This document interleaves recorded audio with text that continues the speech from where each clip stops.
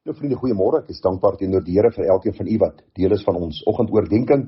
Die gebed van my hart is dat die Here vir ons baie ryklik sal seën by die waarheid van sy woord. Ek vertrou dat u 'n goeie nag se rus gehad het. Ek vertrou dat u ook kan sien vir hierdie nuwe dag, en die gebed van my hart is dat u ook u absolute vertroue sal stel in die Here en dat u vir hom sal sê, Here, sonder u kan ek niks doen nie. Nou vriende, ons gaan vanmôre 'n bietjie praat met u oor die gedagte van Jesus se laaste opdrag.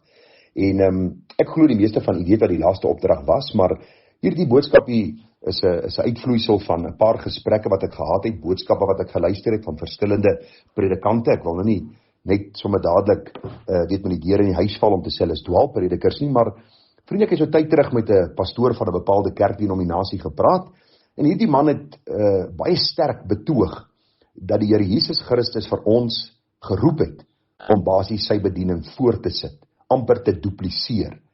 En in my navraag het hy gesê, maar luister, die Here het gesê, groter dinge as wat ek gedoen het, sal julle doen.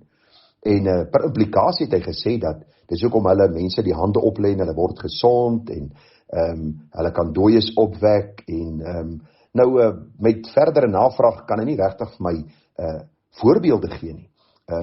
Hy praat nou maar van dat sy hoofpastoor so af en toe doktersverslag lees en allerhande goed doen.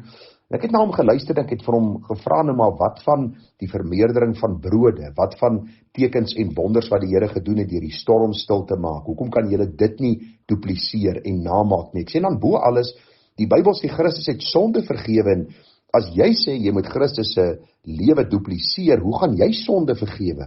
Want jy's 'n sondaar wat deur Christus vergewe moet word. En vriende, die gesprek het redelik warm geword, so ek glo jy kan aflei, en ek en hy is uitmekaar sonder dat ons verder kon klaar gesels, juis omdat ons so verf en wyd van mekaar verskil oor hierdie sogenaamde opdragte wat die Here ons gee om sy lewe te dupliseer. Ek het 'n boodskap geluister van 'n ander predikant nou die dag van 'n sogenaamde gereformeerde kerk, alles behalwe gereformeerd, terwyl die naam tog sê gereformeerd, maar die predikant het gesê dat die Here ons geroep het om 'n duiwels uit te dryf, om siekes gesond te maak en om die evangelie te verkondig.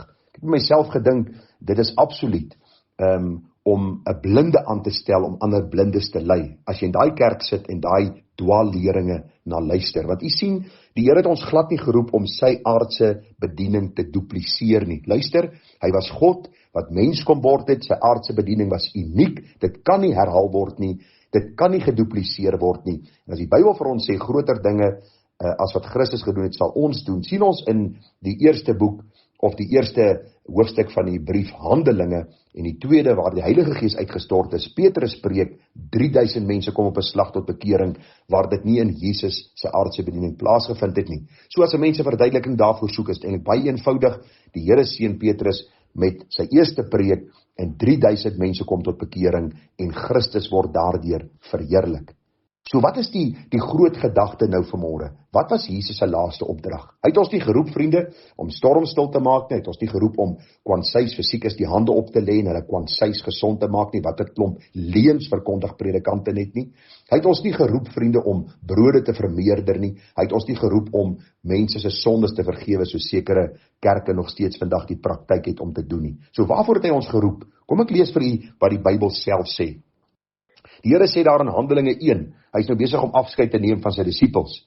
Die Bybel sê vir hom, die wat bymekaar gekom het, vra hom toe en sê, Here, gaan u in hierdie tyd die koninkryk vir Israel weer oprig? En hy antwoord hulle, dit kom julle nie toe om die tye of geleenthede te weet wat die Vader deur sy eie mag bepaal het nie, maar julle sal krag ontvang wanneer die Heilige Gees oor julle kom, en julle sal my getuies wees in Jerusalem, sowel as in hele Judea en Samaria tot aan die uiterste van die aarde. En nadat hy het gesê, is hy opgeneem terwyl hulle dit sien, en 'n wolk het hom voor hulle oë weggeneem. So wat is die laaste opdrag? Dat ons die evangelie moet verkondig, dat ons 'n getuie moet wees aangaande die Here Jesus Christus, dat hy God was. Hy was uniek in sy karakter, in sy persoon, in sy wese, in sy werke. Ons kan dit nie dupliseer nie, want ons is nie Christus nie, ons is skepsele van die Skepper. Hierdie Christus het my en jou gemaak, ons kan nie sy werke dupliseer nie, want hy was die almagtige, alleenwyse God, aan wie toekom die eer en die heerlikheid van nou af tot in alle ewigheid. Daarom sê die Here Jesus vir sy disippels, daar in Handelinge, in Matteus verskoon, die 28ste hoofstuk, daar staan, toe die Here Jesus Christus op sou vaar na die hemel, het hy gesê, aan my is gegee alle mag in die hemel en op aarde. Hierdie pastoor sê op 'n stadium vir my in ons gesprek, luister, die duiwel is in beheer van hierdie aarde. Toe sê ek van luister, het jy jou Bybel al gelees? Die Bybel sê, aan my, sê Jesus, is gegee alle mag in die hemel en op aarde. Wat die duiwel op hierdie aarde doen, is net dit wat God hom toelaat om te doen. Gaan lees die boek Job, vriende, gaan lees verskeie plekke in die Bybel. Die duiwel kan nie net maak wat hy wil nie. Hy's 'n geskape wese. Even the devil is God's devil, soos Martin Luther gesê het. Hy's onder beheer van God. En daarom in hierdie gevalle wêreld sien ons die sonde wat besig is om hoogtyd te vier, want die Here sê hy gaan kom om alles nuut te maak. Waarna die Here gesê het, aan hom is gegee alle mag in die hemel op aarde, sê hy, gaan dan heen, maak disippels van al die nasies, en doop hulle in die naam van die Vader, en die Seun en die Heilige Gees, en leer hulle om alles te onderhou wat ek julle beveel het, en kyk, ek is met julle, al die dae tot aan die volëinding van die wêreld. Hierdie groot opdrag, vriende, word vergesel met die gedagte, ek is met julle. Deur God se Gees woon in ons harte, daarom stel hy ons in staat om lewende getuies vir hom te wees. Die getuienis, die evangelie wat ons verkondig, is nie snaakse goed wat in my kerk gebeur. Kom kyk wat se kragtige, die Heilige Gees by ons doen. Hierdie mense val om, en daai praat in taal, en al hierdie snerk van ons tydjie, nee. Die getuienis van Christus, die evangelie wat ons verkondig, is dat hy gekom het. God wat mens kom word het. Hy het 'n volmaakte lewe geleef. Sy lewe was gekenmerk deur wonders en tekens. Hy het so gepreek dat mense verbaas gestaan het. Vriende, hy het gesterf, 'n eenmalige dood, hy het opgestaan, die dood, die graf, die hel oorwin, sodat ons in sy krag kan lewe om 'n getuie te wees. Mense vra my baie keer, nou waarom het die apostels dan ook wonders gedoen, daar in die boek Handelinge, eenvoudig omdat hulle apostels was. Ek en jy is nie 'n apostel nie, daar's geen apostel nie op aarde nie. Moenie glo die klomp leenaars wat vandag rondloop en sê, ek is apostel Theo, en ek is apostel Boshoff, en ek is apostel wie of wat ook al nie. Hulle is nie apostels nie, hulle is so min apostels soos ek 'n apostel is, vriende. Hulle is eenvoudige mense, wat hulle self 'n titel toeëien, wat hulle nie geregtig op is nie. Die ware apostels was in die Bybel, hulle almal het gesterwe. Ons is disippels van die Here Jesus Christus.